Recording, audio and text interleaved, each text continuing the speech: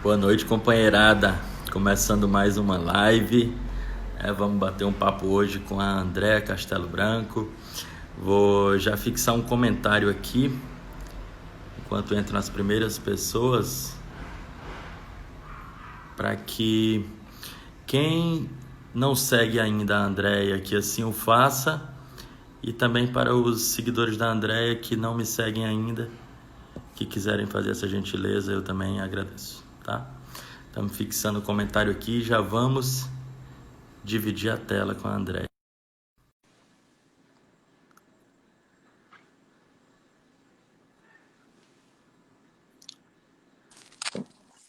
Olá, boa noite, Andréa. Olá, Jairo, tudo bem? Tudo bom? Feliz de falar contigo. Tá em Santa Rosa de Lima? Estamos no friozinho de Santa Rosa de Lima. Estamos com inverno aí que 8, 12 graus dentro de casa quando tá quente. Eita, que coisa boa. Nós estamos aqui em Guaramiranga. Hoje a nossa conexão aqui é Ceará, Santa Catarina, né? O Nordeste e o nosso Sul brasileiro. Fazer o primeiro registro aqui da galera que já entrou aqui. Cacá Rafaela, o Felipe que está acompanhando a gente lá do Canadá, né? Serginho Mesquita, Jadna, Oicá, Valdeci, Simone, Wilson, Lu, Edson, o Felipe, saudações canadenses. A gente fica muito feliz de te ver aqui, Felipe. Moniquita, o Serginho da Boa Noite, Serginho que é de Guaramiranga aqui.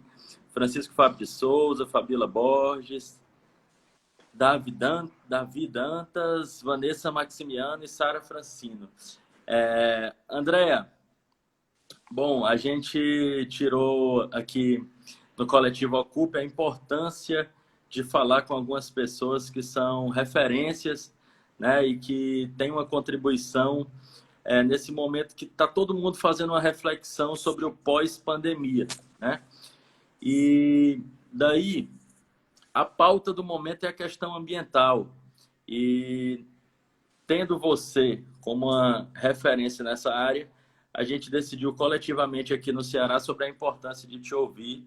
Então, eu queria que você desse aí o seu boa noite, a sua saudação inicial para quem já está aqui com a gente. Primeiramente, boa noite a todos que estão nos assistindo de diferentes lugares, né, de diferentes países, diferentes estados e municípios. É uma honra para mim estar participando dessa live hoje, principalmente considerando os convidados anteriores e o nível deles. Então, eu me sinto honrada e eu agradeço. Minha primeira fala é o agradecimento pelo convite. E eu também aproveito, Jairo, para estar lhe parabenizando por essas iniciativas. A gente está vivendo uma crise, a gente vivia uma crise política, agora passou-se também para ser uma crise econômica e agora temos uma crise sanitária. Então, criar espaços de discutir, pensar essas temáticas é importante nesse momento. Então, pensar a ciência política, pensar a gestão pública está sendo imprescindível nesse momento. E esse espaço que você cria, ele democratiza o conhecimento, né? Chama as pessoas a atenção dessas questões e é um espaço de criação do conhecimento e disseminação dele. Então, assim, te parabenizo. Eu tenho participado de algumas das suas lives como ouvinte e eu acho que tem tido excelentes resultados. Eu penso por mim, né? Eu tenho assistido e tenho gostado das lives. Os temas são interessantes, os convidados também têm trazido informações bem, bem boas. Agradeço pela gentileza. André, para aqueles que não te conhecem ainda, vou ler um resumo aqui do seu currículo. Eu sei que vai faltar muita coisa, mas tu dá uma olhada aí se a parte que eu vou ler aqui se tem algum erro, tá bom? Tá bom. A André é bacharel em Economia pela Universidade Federal de Campina Grande, na Paraíba. Possui pós-graduação em Economia Ecológica pela Universidade de Vermont. Mestre e doutora em Ciências Ambientais pelo Programa de Pós-Graduação em Ciências Ambientais da Universidade de São Paulo, da USP. Teve sua tese premiada como a melhor tese defendida no Procon no ano de 2018 e recebeu a indicação para receber o Prêmio CAPES de Tese 2019 e o Prêmio Tese Destaque USP 2019, concorrendo assim aos prêmios. André é pesquisadora nas áreas de economia ecológica, agroecologia e administração rural. É ativista ambiental, vice-coordenadora da ONG A Ecosul, Associação Socioecológica das Encostas da Serra Geral e Sul Catarinense, é microprodutora rural associada à Associação de Agroturismo Acolhida na Colônia, que eu já vi até o pessoal presente aqui, a gente gostaria de citar. E é sócio fundadora do Molho de Pimenta da Bibi. Nascida em Campina Grande, hoje reside no interior de Santa Catarina, matando a gente de inveja no município de Santa Rosa de Lima. Tem alguma coisa errada ou é isso mesmo? Tá tudo certo, primo. Então, Jairo, gente, vamos confessar logo. Vai ser difícil passar a live inteira lhe chamando de Jairo. Gente, o sobrenome não é simplesmente uma coincidência. Nós somos os Castelo Branco primos. É, isso mesmo. A gente estava até adiando um pouquinho essa conversa, porque a importância dela vai além disso, né? Dessa coincidência. Mas, André, olha aqui, o Serginho já disse que está impressionado com o teu currículo. Grata. E ela resumiu pra caramba, tá, Serginho? Mas vamos começar aqui, vamos esmiuçar um pouquinho. Eu queria que tu falasse um pouco pra gente sobre essa tua tese, né? Que foi premiada, que teve um destaque nacional. Fala aí um pouquinho. Então, essa indicação ao prêmio e ter sido selecionada, né, como a melhor tese defendida no ano de 2018 dentro do programa, para a gente foi uma surpresa muito bem-vinda. A gente ficou muito feliz, tanto eu quanto o meu co-orientador, Paulo Antônio de Almeida Sinisgali, que hoje ele é presidente do PROCAN, né? Na nossa tese, ela tem por título Agroecologia, uma proposta de geração de renda, provisão de serviços ecossistêmicos e conservação da biodiversidade em propriedades familiares de produção de leite em Santa Catarina. Inicialmente, a minha pesquisa de doutorado ela foi um trabalho que a gente desenvolveu junto ao ZALF, que é uma secretaria, um tipo de secretaria da agricultura da União Europeia. Eu fui convidada para desenvolver esse trabalho aqui em Santa Rosa de Lima, um comparativo, né, um estudo sobre um sistema de produção de leite agroecológico. Então, fizemos um comparativo desse sistema agroecológico que havia sido implementado há 20 anos pela Universidade Federal de Santa Catarina, em conjunto com a EPAGRE, que é uma espécie de Embrapa catarinense. Então, a gente fez um comparativo desse sistema agroecológico de produção de leite com sistemas convencionais. Para isso, a gente desenvolveu um projeto de extensão contábil. A gente acompanhou durante um ano 32 agricultores, produtores de leite em Santa Rosa de Lima, que é a capital catarinense da agroecologia. E a gente também fez várias entrevistas com agricultores, com gestores.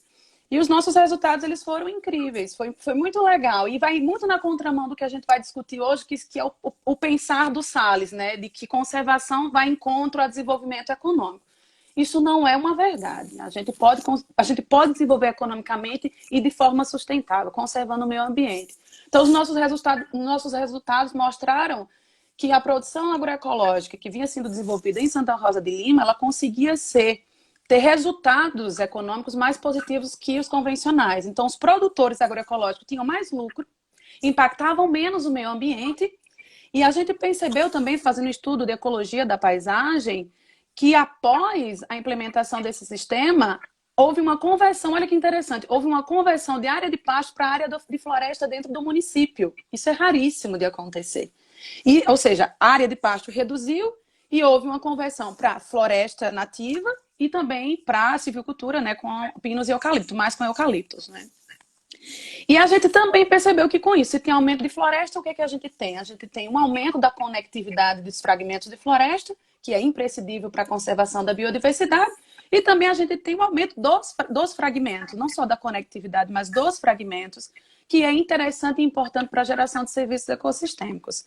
Então, os resultados são o sistema agroecológico de produção de leite, dentro de uma ideia de intensificação sustentável, ele traz resultados tanto econômicos como ecológicos superiores aos sistemas convencionais, como, por exemplo, a produção extensiva, né? Hoje, por exemplo, no Brasil, a gente tem uma média de 1,5 gado por hectare na produção extensiva. E dentro de um sistema de pastoreio racional Voisin, que foi o estudado em Santa Rosa de Lima, a gente consegue colocar até 7 dentro de um hectare. Então, você tem um uso eficiente aí da terra. Agora, em resumo, é isso. Fica também o desafio de que tanta pesquisa, de que tanto conhecimento, ele não fique só no domínio da academia, né? Então, a gente pede que o poder público faça o seu papel de poder disseminar tudo isso. Mas vamos lá, eu te atrapalhei. Não, é isso. Sobre a tese, é isso. Pois vamos lá, eu tenho mais uma dúvida para tirar contigo aqui. Eu queria que tu falasse um pouquinho sobre o trabalho da Ecosul. Até eu tentei ir no encontro que vocês realizaram no ano passado, no finalzinho do ano passado, né, em Sim, dezembro. verdade. E por um probleminha de agenda, por pouco, mas não foi possível. Então fala um pouquinho do trabalho da Ecosul. Então, a Ecosul, né, a Associação Socioecológica das Encostas da Serra Geral e Sul Catarinense, ela é uma ONG de 30 anos. Completamos 30 anos no ano passado, que seria o evento que você participaria, né, e não pôde, infelizmente. A Ecosul, ela atua tanto na área de ensino, de pesquisa, como de extensão. A gente tem trabalhado hoje mais na área de pesquisa e na área de educação. Mas assim, como foi que a Ecosul ela veio, ela retornou? Porque ela passou 5 anos meio parada. A sede dela era em Rio Fortuna, é um município que fica a 19 quilômetros de Santa Rosa de Lima. E a gente em Santa Rosa de Lima, ambientalistas, agricultores também ambientalistas. Não, isso não é divergente, isso converge, é possível. Tá? Também ambientalistas, a gente estava num movimento de trabalhar contra a implementação de mais pequenas centrais hidrelétricas no Rio Braço do Norte, que faz parte, né, da bacia do Rio Tubarão e Complexo Lagunar. E nessa luta pela saúde e preservação do rio, a gente pensou, gente, a gente tem que abrir uma ONG, porque para a gente começar a trabalhar, né, de uma forma mais regulamentada, como instituição. E aí um colega disse, olha, a Ecosul está parada há 5 anos, vamos retomar a Ecosul. E daí a gente retomou. Mas assim, ó, de todos os trabalhos que a Ecosul tem, de pesquisa, extensão, de educação, a gente teve um trabalho, que eu digo, de conservação do meio ambiente, que não foi único e exclusivo, eu queria compartilhar com vocês o resultado disso, que foi contra a implantação de uma fosfateira, que é a extração de fosfato, e de uma fábrica de superfosfato simples, que é um tipo de fertilizante químico, aqui em Anitápolis, que é um município que fica a uns 30 quilômetros ou menos, 25 quilômetros de Santa Rosa de Lima.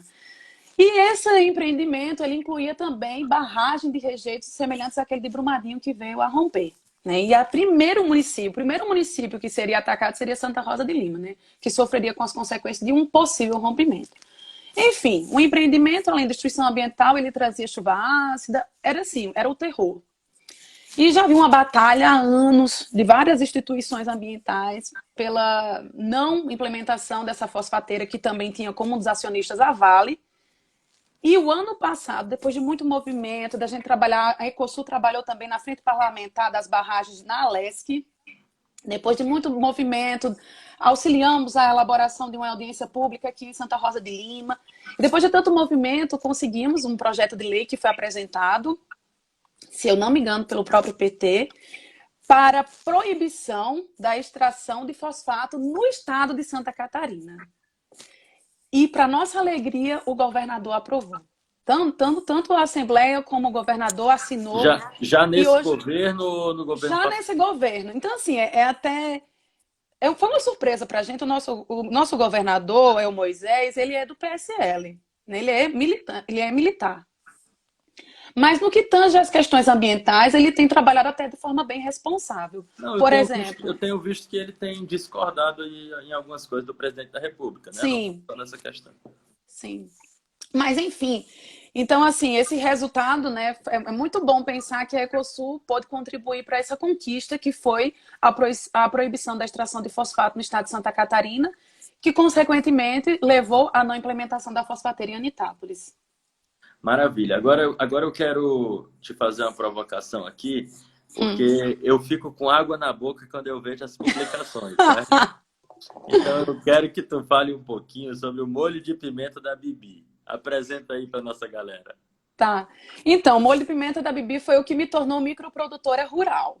Então, além de pesquisadora, militante aí da questão ambiental e outras bandeiras eu carrego também, como a questão da inserção feminina no trabalho, em tudo aí, nas discussões, no diálogo. Foi uma surpresa, porque, né, diante de todo esse contexto de crise econômica que afetou também os pesquisadores, né, a gente não está sendo só descredibilizado, né? Recursos não têm vindo para a pesquisa. Então, a gente está tendo que ver alternativas para se manter, para geração de renda mesmo. Então, eu fui professora de administração rural, fui professora de contabilidade gerencial e de custos. Então, assim, eu tinha todo o teórico na mão, né? Acompanhei também agricultores rurais aqui com o projeto contábil, Mas assim, a prática, né? Então, o molho de pimenta da Bibi, ele me trouxe a prática da produção rural, né? Então, eu vou mostrar para vocês, porque ele é lindo. O molho de pimenta da Olha aí, Bibi. gente. Não tá no Brasil todo ainda não, galera, infelizmente. Não, já tá, a gente já manda pelos correios. Pode Já? pedir pelo nosso Instagram. Ah, maravilha. Então, o molho de pimenta da Bibi é um molho artesanal, 90% orgânico. A gente não consegue que ele seja 100%, mas conseguiremos, tá? E ele é um molho produzido a partir do processamento da pimenta dedo de moça. Eu produzo esse molho juntamente com a Leonise Assi, ela é minha sócia, ela é agricultora rural, trabalha com a sua família na pousada Chalé Assi, está sendo um investimento, né? Uma produção da pousada Chalé Assi e da propriedade de refúgio ambiental, a qual eu sou também membro, e é um trabalho nosso associado à Associação de Agroturismo Acolhida na Colônia, porque a Acolhida trabalha com a produção, processamento de alimentos orgânicos e também com a oferta de turismo aí na área rural. E como é que tá sendo a aceitação? Ótima! A Hã? gente ainda não consegue vender tanto quanto a gente gostaria. Mas a Ah, gente percebe que a gente está tendo uma aceitação muito boa. Chefes de cozinha que recebem o nosso molho então de vende pimenta. tudo Bela que Gil! produz. Vende Oi! tudo que produz. A gente consegue vender tudo que produz. A gente ainda não tem, a gente ainda está fomentando a produção de pimenta no município, né? Não é uma cultura de Santa Catarina, muito menos do sul de Santa Catarina, o consumo de molhos de pimenta. Então, em consequência disso, não tem tanta produção de pimenta. A gente ainda está no processo de fomentar essa produção, para que a gente também possa fazer uma redistribuição desse lucro, né? Mas o retorno tem sido interessante. E tem uma outra coisa, o molho de pimenta da Bibi, ele é mais que um molho. Quando a gente pensou no molho de pimenta da Bibi, a gente quis trazer, a gente quis trazer no molho várias bandeiras que nós defendemos. A agroecologia, empoderamento feminino, empreendedorismo feminino, agricultura familiar e conservação ambiental. Com o molho, a gente estava tentando mostrar que é possível você produzir, ter retorno econômico dessa produção e produzir de forma justa e de forma sustentável e oferecer um preço justo. Então a gente trabalha muito com a venda direta. Não tendo intermediários, não tendo atravessadores, eu recebo o preço justo, quem paga, paga por um preço justo. Né? Até Mais ou porque, menos isso. prima, vamos entrar um pouquinho nisso. Até porque é comum você encontrar em algumas redes de supermercado produtos que são da agroecologia, mas que eles terminam saindo bem mais caros que os produtos Caríssimos. convencionais. Então, eu queria que tu falasse um pouquinho o porquê disso. O problema são os atravessadores. Esse é o ponto um. Não é que o atravessador é sempre perverso, mas a grande maioria deles são. Vou te dar um exemplo. Eu recebi notícia de que o nosso molho de pimenta ele está passando por uma revisão do preço, tá? Porque inicialmente a gente botou um preço baixo para que a gente pudesse apresentar o produto ao consumidor. Só que ao preço que ele está hoje, ele está inviável, pensando que não estou incluindo toda a minha mão de obra, a mão de obra da Leonise, na parte de comercialização, de marketing digital, enfim. Hoje a gente tem colocado o custo da produção do molho, né, no processo produtivo. Mas a comercialização, a parte de marketing e a parte de gestão financeira, a gente ainda não tem incluído. Somos tudo eu e a Leonise, né? Mas o que acontece? A gente vende, para quem revende o nosso molho, a gente tem vendido a R$ 12 um pote de 200 gramas. Eu tive a notícia que o nosso molho de pimenta estava vendendo numa casa de produtos naturais por R$ 28.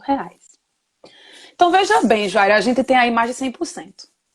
Né? Eu tô vendendo a 12, ele tá vendendo a 28. Isso é cruel, prima, É porque cruel. cria no imaginário das pessoas de que elas não podem ter acesso a esses produtos. Exatamente. Então, assim, uma proposta que eu e a Leonisa, a gente já pensou, né? Tá na nossa cabeça e a gente começa a colocar um preço, uma sugestão de preço no rótulo, entendeu? Então, assim, tem a sugestão de preço, o que a gente considera ser uma margem de lucro interessante para quem vai comercializar. Então, quando você vê, se está acima daquele preço, não compra. Não compra. Uma outra coisa é vender só para quem realmente está afim de vender o preço justo. Entendeu? A gente que abraça a causa. Porque o que acontece? Quando exatamente o que você disse, você elitiza o produto de uma maneira que a classe baixa não consegue ter acesso. Porque hoje eu estou vendendo ao produtor final a R$ 14 o molho. Você consegue comprar um molho de pimenta a R$ 14 porque ele dura mais de um mês. Ele não é um produto que você consome como um pão, numa semana ou 3 dias, né? Então, assim, a gente vai começar a vender o molho em locais que as pessoas possam vender a um preço justo. E outra opção é a compra direta, né? Hoje a gente tem vendido muito pela internet, e a gente manda pelos correios, mas o serviço dos correios é caríssimo, não era tão caro, mas o serviço dos correios está caríssimo. Eu acho até que isso é uma estratégia do próprio governo federal para inviabilizar os correios, para parecer um Mas quando, serviço quando ineficiente e caro e privatizar, vai ficar mais privatizar, caro ainda. vai ficar mais caro ainda. A gente tem exemplos já disso, né? Enfim, a gente tem pensado estratégias aí. Olha só, deixa eu registrar mais uma galera aqui com a gente, tá bom? Porque a live é boa, porque tem nós dois, mas porque tem essa galera aqui também. Vanessa Registra. Maximiano, Sara Francino, Juliana Castelo Branco, Acolhida na Colônia, Marleide, Leonise Assing, Serginho Mesquita, estou impressionado com o currículo da Andréa, Jorge Ivanda, Brenda, eu Mascote, Jardel Saldanha, que é também do coletivo Ocupe aqui, Elisiane Santos, Oroque, Lica Linda, Elisângela Gabriela Silva, Vinest, Fátima Pontes, Alexandre Castelo Branco, Denise, Valdeci, Nathalie Thaís, galera, desculpa, a letra é pequena. SM82, Caio Silva, Rafael Félix, Sueli, Cailane Vitória, Thiago Gomes, Luísa, Heloísa Medeiros, Andresa Cristina, Rainá Rodrigues, nosso amigo Barreto, que trabalha com empreendedorismo, Lindenberg, o Elano Damasceno. Elano é presidente da Associação dos Gestores Ambientais aqui do Ceará, da Agasse. A Silvia Castelo Branco, que é um dos amores que eu tenho na vida. Vinícius, a Maiara Silva, Darão Oficial, Ladislau Guará, o Barreto falou aqui de novo, Robert, Pamela Braga, Wesley, o Juninho, Ivan Lima e a Vivi Mesquita. Pois muito bem. Legal. Deixa eu te falar, André. A gente começou esses bate-papos aqui como uma espécie de boletim da Covid-19. Então, eu queria passar rapidinho aqui alguns números para ouvir uma consideração tua também sobre isso. Pode ser? Pode ser. Vamos lá. Eu atualizei há pouco tempo, mas pode ser que já estejam maiores que esses, porque, enfim, o balanço nacional mesmo está para sair agora, nesse momento que a gente está falando. Uhum. No mundo são 13.382.020 infectados, com 580.038 mortos. Os Estados Unidos lideram essa estatística com 3.483.905 infectados e já são 138.358 mortos. O Brasil vem logo depois, em segundo, com 1.926.824 infectados e que já são 74.133 óbitos. O estado do Ceará tem 141.832 infectados e já são 7.081 irmãos cearenses mortos pela Covid-19. Guaramiranga, onde eu me encontro, tem 87 infectados com um óbito, infelizmente.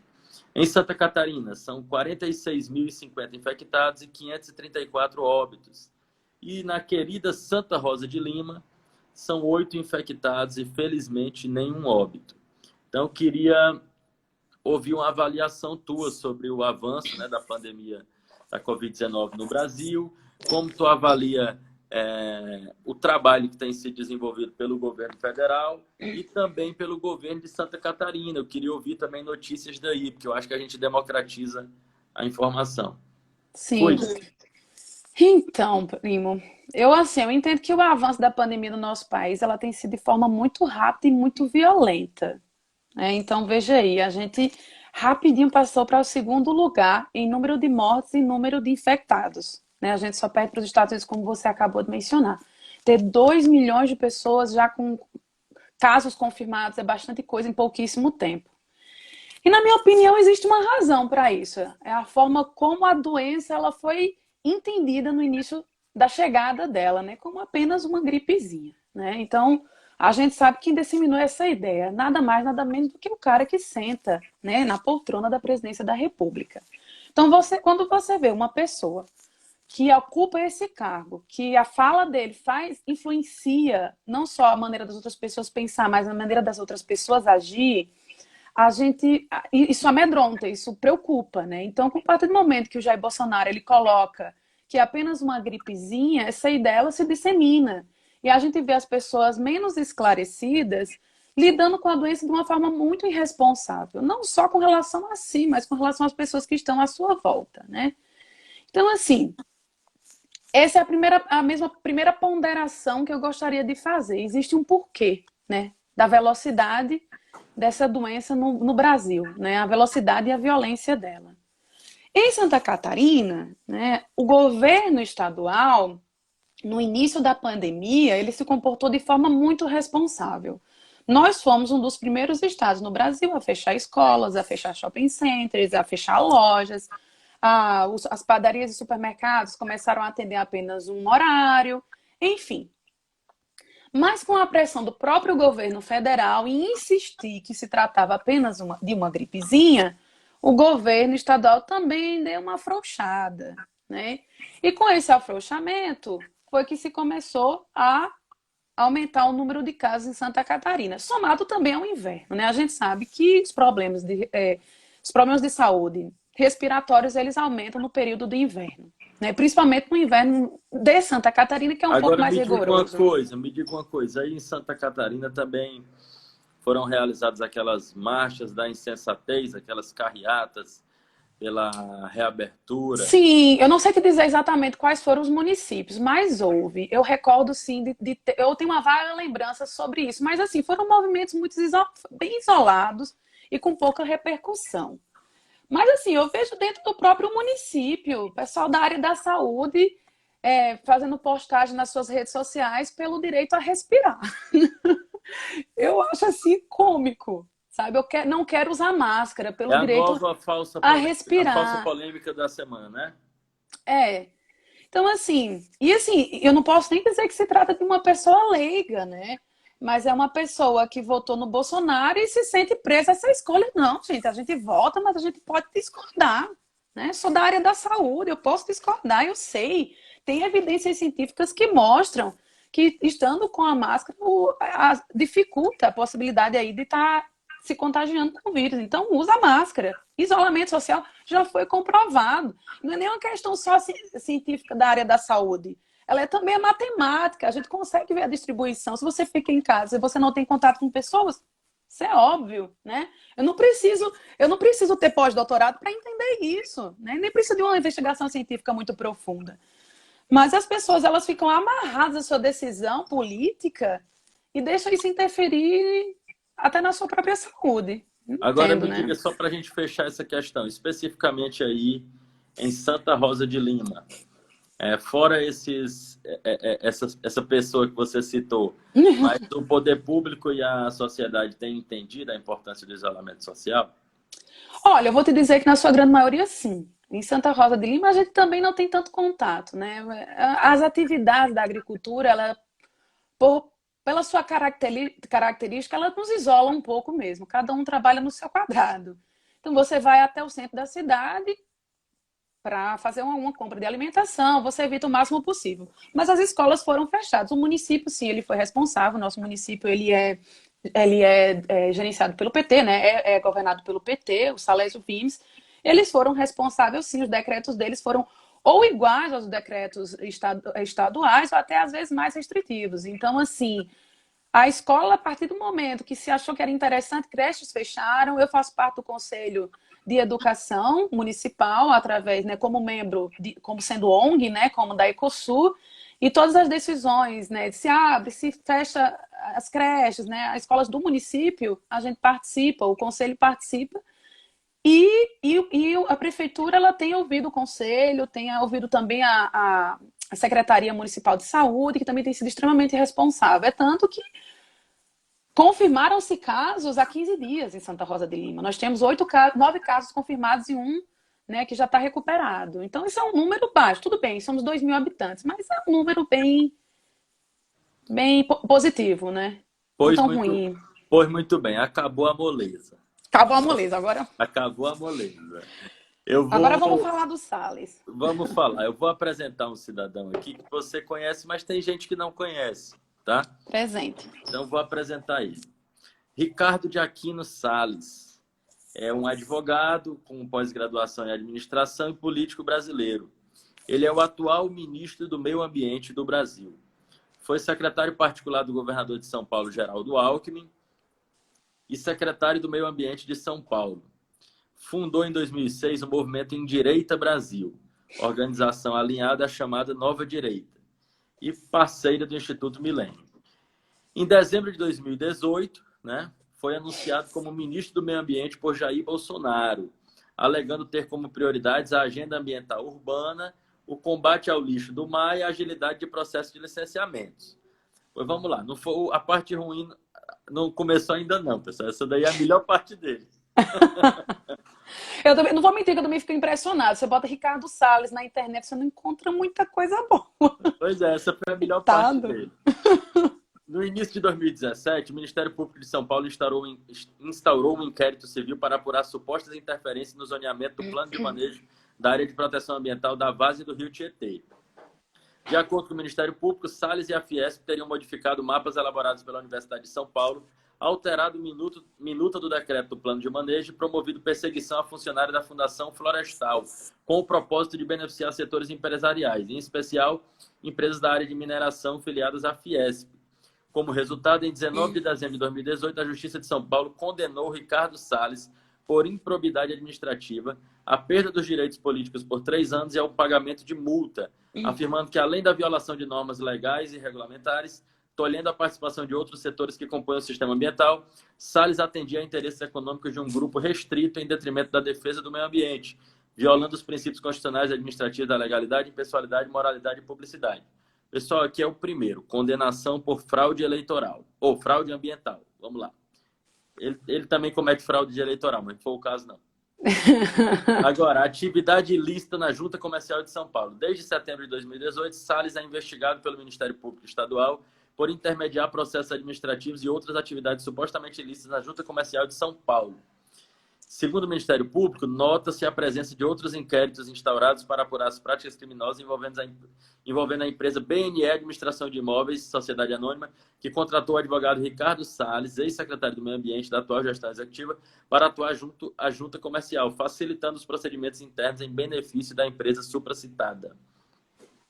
Acusação ainda de improbidade administrativa. Segundo denúncia, em julho de 2017, Salles teria autorizado um processo administrativo para manifestação de interesse da Sociedade de Propósito Específico, SPE, Vila Mariana, JT Empreendimento Imobiliário, na aquisição de um prédio do Instituto Geológico, que faz parte da Secretaria Estadual do Meio Ambiente. A empresa teria, enfim, mais uma denúncia aqui por improbidade administrativa. Vamos lá. Investigação de enriquecimento ilícito. O Ministério Público do Estado de São Paulo investiga Ricardo Salles em ação que trata de suposto enriquecimento ilícito durante os anos de 2012 a 2018. Em 2012, ele declarou possuir 1.400.000 como renda e como patrimônio, e em 2018 ele já declarou ter 8.800.000 reais, um aumento do seu patrimônio de 335% durante 5 anos. A suspeita levantada pelo promotor do caso é de que ele tenha recebido recursos para fraudar o plano de manejo de área de proteção ambiental quando foi secretário em São Paulo. O currículo dele, gente, é extenso, é mais extenso que o da Andréa, mas é pro outro lado da coisa, tá? Não é nem formação, né? Não é por formação, não. Investigação por tráfico de influência. Inquérito do Ministério Público do Estado de São Paulo. Ricardo Salles é investigado por fazer pressão em policiais, delegados, juízes e usar relações pessoais e o cargo político para tentar direcionar inquéritos e processos. Segundo o MP, o atual ministro também tentou influenciar investigações na Corregedoria da Polícia Civil de São Paulo e comandou um esquema que falsificou documentos em processos judiciais por conta dos interesses de uma construtora. Existem pelo menos 14 situações entre os anos de 2014 e 2016 onde Salles é suspeito de incorrer no que pode ser considerado tráfico de influência, advocacia administrativa ou exploração de prestígio. Salles afirmou que trata-se de uma acusação mentirosa e sem qualquer fundamento. Pois muito bem, Andréa, depois deste currículo vasto, que não deixa de ser vasto, mas não por produção ou por formação, me fala uma coisa, como é que foi para os ambientalistas, no final de 2018 ainda, ficar sabendo que quem ia conduzir o Ministério do Meio Ambiente era o senhor Ricardo Salles? Então, os ambientalistas, não só os ambientalistas, mas também pesquisadores e gestores públicos da área de meio ambiente, eles tomaram essa indicação, né, da nomeação, a nomeação, né, do Ricardo Salles para o Ministério do Meio Ambiente de forma assim, com muita preocupação, né? Com muito não foi um susto, porque a gente não esperava do presidente Jair Bolsonaro um ministro um ministro do meio ambiente que fosse, de fato, trabalhar na íntegra em prol do meio ambiente. Mas a gente também não precisava, né, colocar a raposa cuidando do galinheiro. E foi essa situação que a gente encontrou. Então, os ambientalistas, eles tomaram com muita preocupação essa nomeação do Salles. E aí você me pergunta por quê, né? O currículo dele, que você apresentou, já é uma das razões. Mas é uma das razões que eu também acredito que tenha sido essa recepção dos ambientalistas com relação ao Salles, é porque o Salles ele tem em mente que necessariamente desenvolvimento e conservação eles são palavras antagônicas. E a gente vê, e a gente já viu por várias pesquisas que isso não é uma verdade. É possível você ter conservação ambiental e desenvolvimento econômico. Por sinal, é impossível você pensar desenvolvimento sustentável, por exemplo. Você pensar em desenvolvimento, é impossível você pensar em desenvolvimento sem meio ambiente. Porque para desenvolvimento é preciso qualidade de vida. E para a qualidade de vida é preciso meio ambiente. A gente fala em serviços ecossistêmicos, que são os benefícios que a natureza, que as florestas oferecem gratuitamente para a qualidade de vida dos seres humanos, para o bem-estar dos seres humanos. Isso não é possível se não tiver floresta. Isso não é possível se não tiver meio ambiente. A segunda razão que eu acredito, né, essa é a primeira razão, né? Essa ideia do Salles. Então, ele pensava em aumentar as fronteiras agrícolas, afrouxar a legislação ambiental.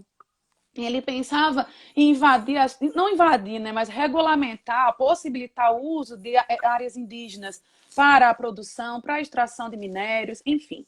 Então, isso preocupava muito os ambientalistas.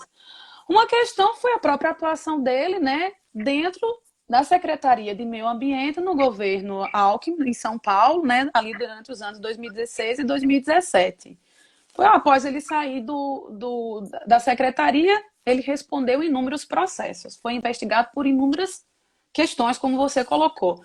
A mais emblemática, para mim, foi a que ele foi condenado por improbidade administrativa, que foi a questão da modificação. Você imagina, a USP vai lá, faz mapas, né, da várzea do Rio Tietê. Ele modifica, juntamente com a Fiesp, altera a minuta de decreto de plano de manejo e promove perseguição a funcionários da Fundação Florestal. Gente, isso é muito criminoso. E esse era o cara que estava dentro da Secretaria do Meio Ambiente, era o cara que devia cuidar. Uma outra questão é que era o cara que ia executar... André, quando você tem ministros ou secretários de meio ambiente comprometidos, eles já têm uma dificuldade enorme de realizar. Exatamente. Porque são muitos interesses conflitantes, né? E você tem que gerenciar todos esses interesses, todos esses conflitos e todos esses atores e conversar com todos esses atores e tentar ver o que é melhor e mais adequado para determinada situação, se implementa uma hidrelétrica, se não implementa uma hidrelétrica, enfim. E por último, porque ele era o cara que ia colocar em prática todas as promessas de desrespeito ao meio ambiente feitas em campanha pelo presidente Bolsonaro, né?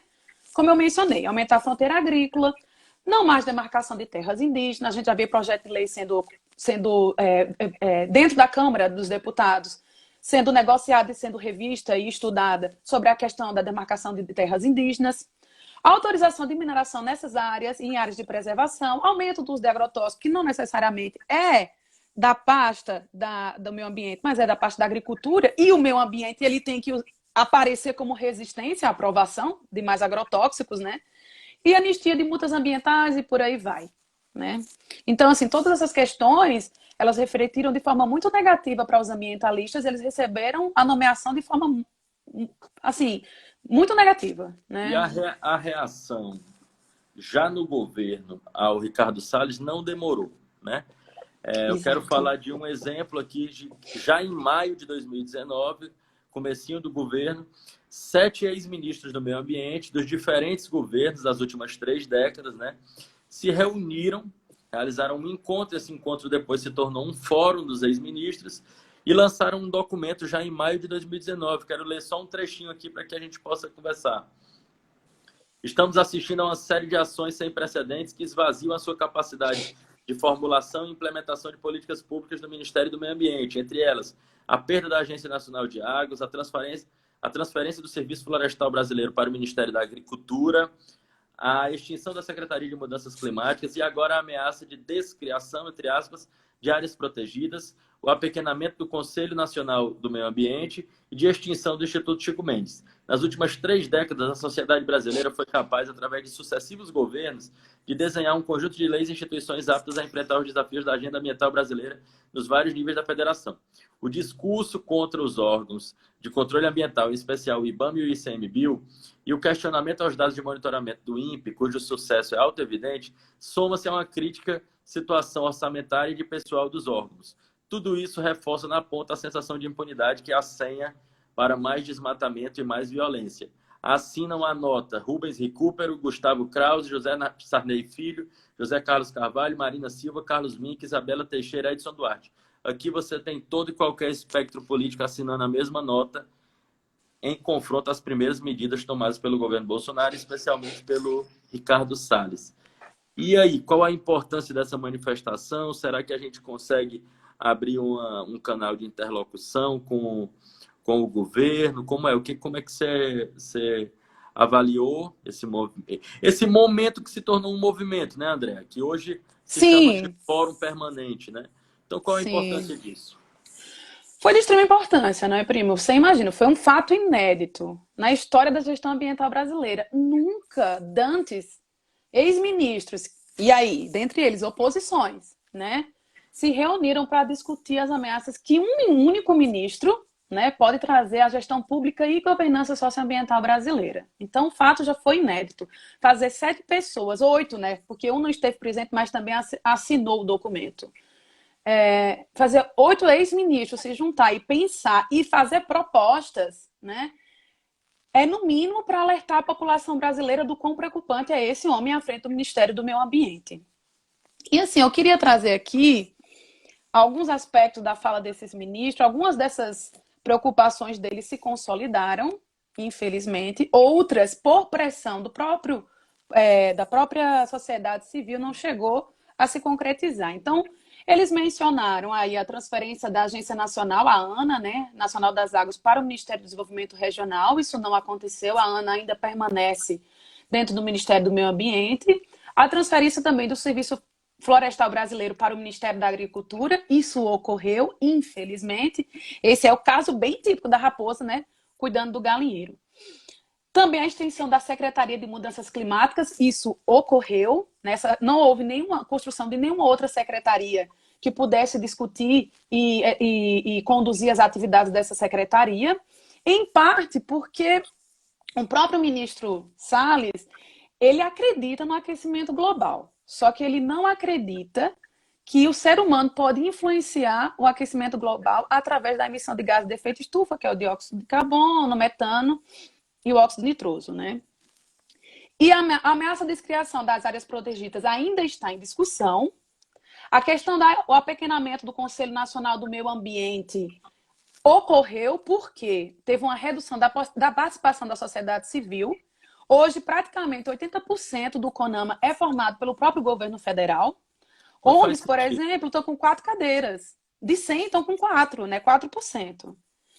E a extinção do Instituto Chico Mendes de Conservação da Biodiversidade. Isso, para mim, foi uma das coisas mais absurdas de se pensar dentro do Ministério do Meio Ambiente, pelo tamanho da importância do Instituto, né, do ICMBio, que hoje, eu não sei se todo mundo sabe, o ICMBio, ele é responsável por executar as ações, né, do Sistema Nacional de Unidades de Conservação. Então, propor, implantar, gerir, proteger, fiscalizar e monitorar as unidades de conservação instituídas pela União Federal, pela União, é de responsabilidade do ICMBio. Então, você imagine, né, acabar com uma instituição dessa. E só isso não ocorreu por conta de uma pressão da sociedade civil, e a mídia também teve uma importância muito grande nisso, né? A mídia coloca, né, os seus holofotes sobre os temas, e a sociedade civil tem que aproveitar e agarrar para poder dar mais projeção a isso, né?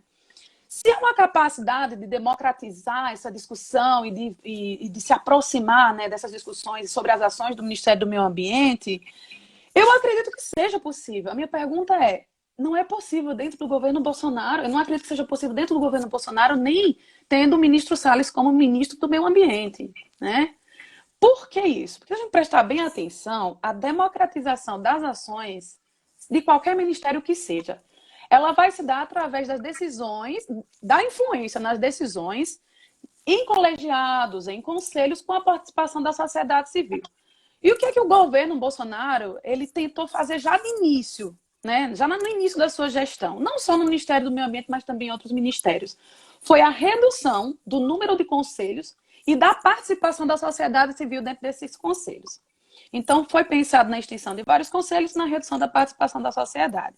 E é através dos conselhos que a sociedade civil ela participa na tomada de decisão. Agora, pensar em democratizar a discussão, a gente está fazendo isso agora, né? A partir do momento que eu e você chamam as pessoas para dialogar, refletir, né, sobre a gestão do Ministério do Meio Ambiente, a gente está democratizando o diálogo, a discussão sobre as ações. Mas é quando a gente fala de ação, democratizar a tomada, né, de decisão, na tomada de decisão, a participação na tomada de decisão, isso só é possível se a gente participar desses conselhos, né? Então, no que tange a execução, muito só pode ser feito através do poder público.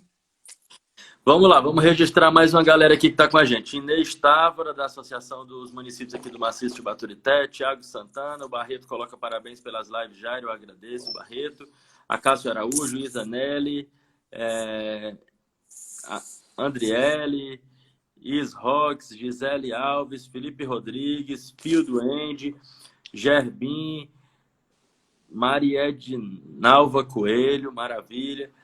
Mazé Oliveira, Outra Face, coletivo Outra Face aqui de Guaramiranga, Josevan Abreu, Kelly Oliveira, Moninha, David Joaquim, nosso amigo lá de Cabo Verde, Emilane Vitória, Aila, Jean-Pierre, Aninha Andrade, Ana Clara, Joalisson, Prim, Joel Guedes, Chico Neri, Wellington, Ellis, Nascimento, KV Leite, Camila Viana, Aderli Floriano, Suzy Mimo, Bruna Castelo, Luiz Charles, companheiro aqui do Coletivo Ocupe da Petrobras. A Bruna coloca povo lindo, só orgulho. Rapaz, eu resolvi ler de novo aqui quem estava com a gente, só por causa desse negócio da Bruna aqui.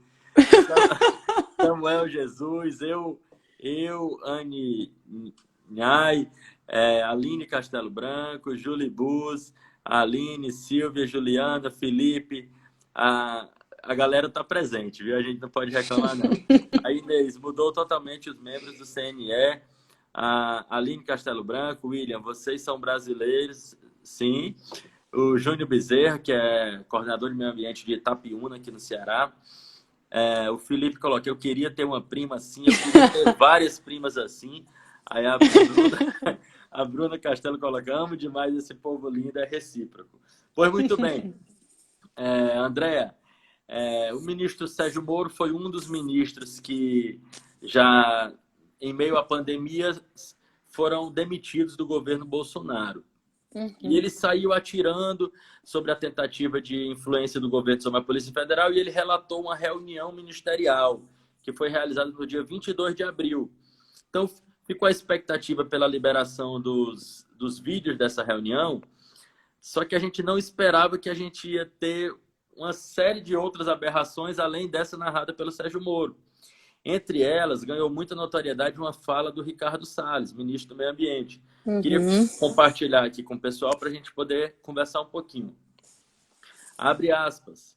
Nós temos a possibilidade neste momento que a atenção... Olha só, nós temos a possibilidade nesse momento, a chance, a oportunidade, que a atenção da imprensa está voltada quase que exclusivamente para a Covid-19, a oportunidade que nós temos, que a imprensa está nos dando um pouco de alívio nos outros temas, é passar as reformas infralegais de desregulamentação, simplificação, todas as reformas que o mundo inteiro cobrou, passar qualquer mudança infralegal em termos de instrução normativa e portaria, porque tudo que a pasta faz é pau no judiciário no dia seguinte.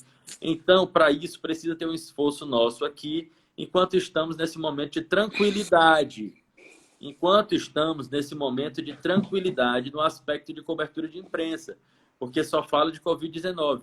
E ir passando a boiada. E mudando todo o regramento e simplificando normas de IFAM, de Ministério da Agricultura, Ministério do Meio Ambiente, Ministério disso, Ministério daquilo. Agora é hora de unir esforços. É de regulatório que nós precisamos em todos os aspectos. Enfim, qual a gravidade dessa fala, Andréa Castelo Branco? Que boiada é essa que o ministro se refere? Olha, Jairo, a fala do ministro é gravíssima, não só grave como criminosa, né?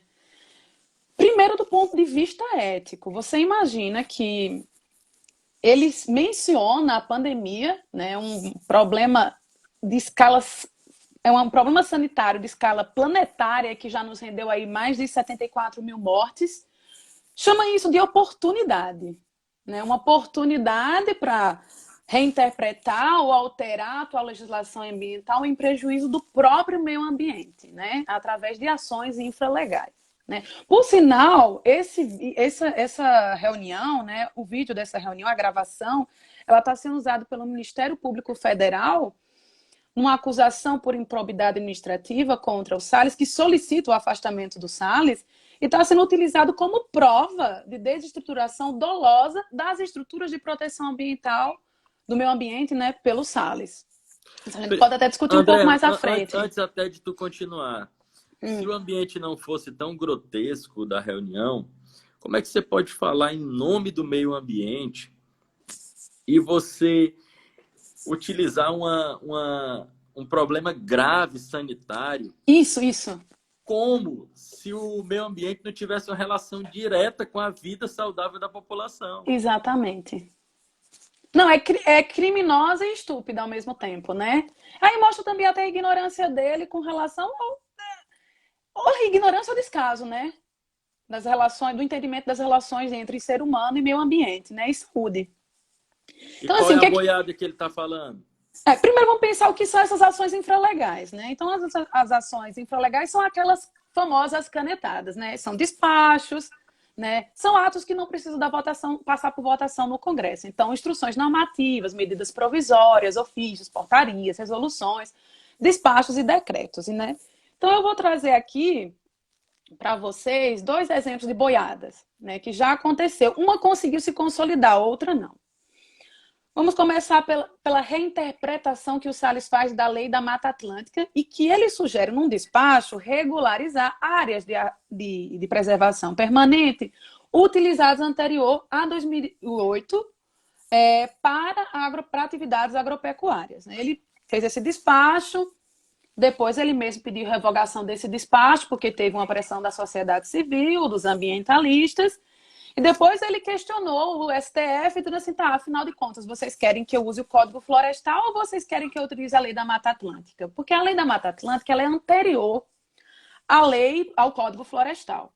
E ela também ela é mais restritiva. Então, nesses casos, a gente utiliza a mais restritiva. Né? Só que ele quis dar uma jogada ou se dar uma de doido para cima do STF, que ele não estava entendendo qual legislação ele deveria utilizar. Se a gente está em área de Mata Atlântica, a gente vai utilizar a legislação da Mata Atlântica, que é mais restritiva.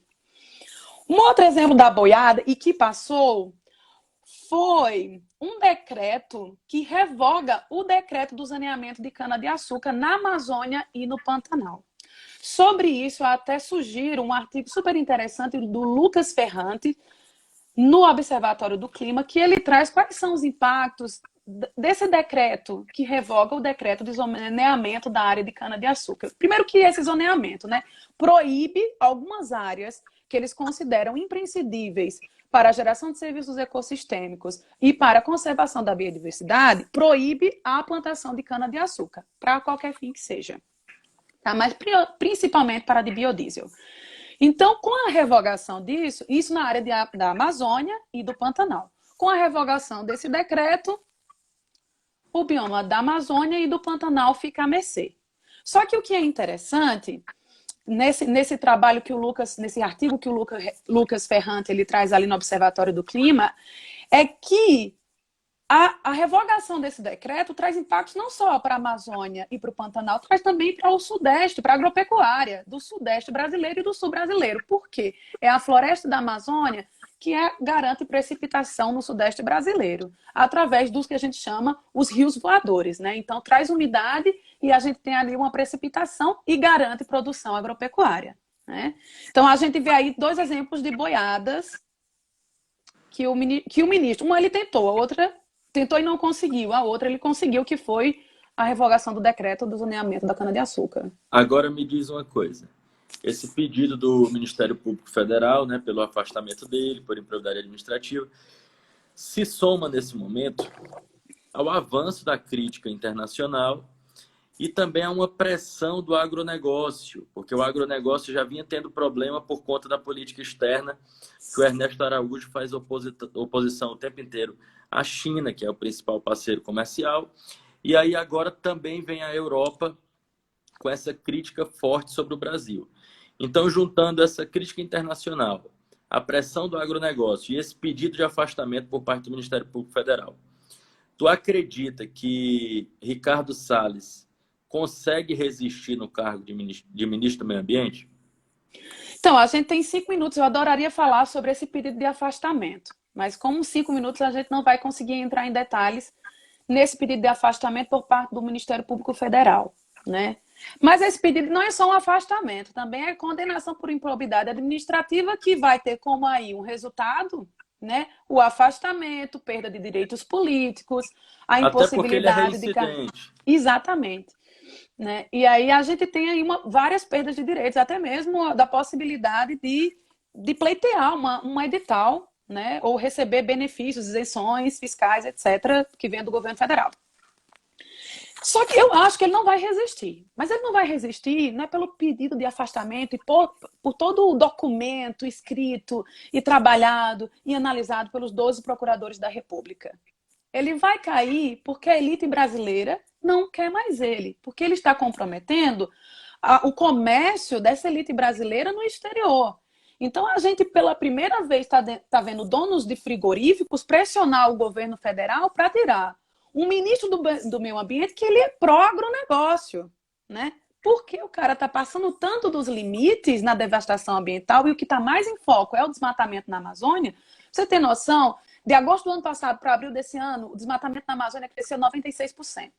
Isso é quase dobrar o desmatamento, né? Então está tendo um descaso completo. E você veja, né? Tem funcionários do ICMBio... 2019 em relação a 2018 já tinha tido esse resultado. 34% a mais. 34% a mais de desmatamento. Então, assim, você veja bem, ele exonerou vários funcionários, 3 funcionários do IBAMA, porque eles estavam autuando, estavam fiscalizando a questão do desmatamento, né? Então, dentro do IBAMA, as pessoas estão com medo de fiscalizar. Então, somado à não fiscalização por medo e a autorização, não só do governo, como do próprio ministro, o pessoal está desmatando. Isso está tendo impactos e reflexos extremamente negativos internacionais, não só por parte de governos de outros países, mas por parte também de empresas que estão se opondo a comprar o nosso produto, a nossa soja, o nosso açúcar, e aí por aí vai, a nossa carne, a própria nossa madeira, em função do desmatamento ambiental. Mas, como eu disse, não acho, até poderia citar aqui várias situações, né, de que até mesmo mercado financeiro, imagina, mercado financeiro se juntar investidores, fazer uma cartinha, mandar para o presidente da República, dizendo assim, a gente precisa sentar e conversar a política ambiental brasileira, ou a gente vai tirar os investimentos que a gente tem no país. Isso é histórico. É a primeira vez que eu vejo, por exemplo, eu tenho 34 anos, eu não vi muita coisa na vida, mas é a primeira vez que eu percebo essa pressão internacional de forma tão evidente e forte. Mas, então aí eu me lembro muito de uma fala do Gessé Souza, que ele minuto para encerrar. Tá, que ele diz assim, que muito do que é determinado na política, na gestão pública brasileira, é pela elite, o que ele chama a elite do atraso. Pela primeira vez, a elite do atraso vai nos beneficiar, porque ela vai pressionar o governo, e eu acredito que vai ser essa pressão que vai fazer, se ele chegar a tomar a decisão de tirar o Ricardo Salles do Ministério do Meio Ambiente, vai ser essa pressão que vai fazer diferença. Não acredito, já teve 2 tentativas, uma no Ministério Público de São Paulo, de tentar tirar o Salles do Ministério do Meio Ambiente. Então, outras tentativas houveram. Infelizmente, mais uma vez, passa uma mensagem de que o principal atributo para ser titular de uma pasta é justamente tentar desmontar ela. A gente viu isso também na cultura, a Fundação Palmares, onde um negro que não reconhece o racismo foi escalado para esse papel, e também com o Salles. Andréa, eu te agradeço pessoalmente, a saudade era grande e a alegria de falar contigo foi enorme, mas também te agradeço em nome do coletivo Ocupe, aqui do Ceará, que é o coletivo que a gente se organiza e que entendeu que era importante ouvir uma voz que fosse referência também no meio ambiente do nosso Brasil. Então, fica um abração, um agradecimento para ti. 10 segundos para o teu abraço final aí. Eu que agradeço a confiança, agradeço a todo mundo que participou da live, nos acompanhou, teve paciência e que participou. Obrigada e um beijo para todo mundo. Tchau.